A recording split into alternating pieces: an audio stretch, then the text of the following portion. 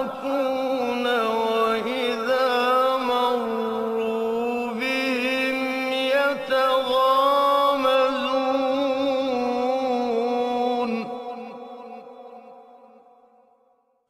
وإذا انقلبوا إلى أهلهم انقلبوا فاكهين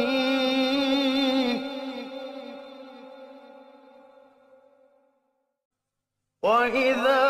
رأوهم قالوا إن هؤلاء لضالون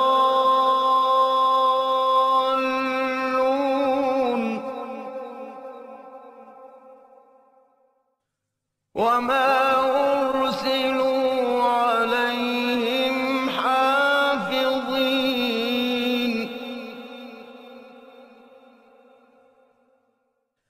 فاليوم الذين آمنوا من الكفار يضحكون على الأرائك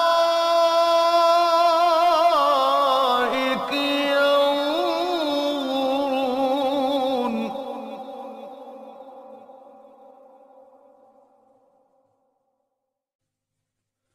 هل ثوب الكفار ما كانوا يفعلون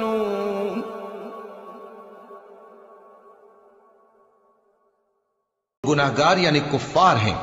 वो दुनिया में मोमिनों से हंसी किया करते थे और जब उनके पास से गुजरते तो हिकारत से इशारे करते और जब अपने घर को लौटते तो इतराते हुए लौटते और जब उनको यानी मोमिनों को देखते तो कहते कि ये तो गुमराह हैं, हालांकि वो यानी काफिर उन पर निगरां बनाकर नहीं भेजे गए थे।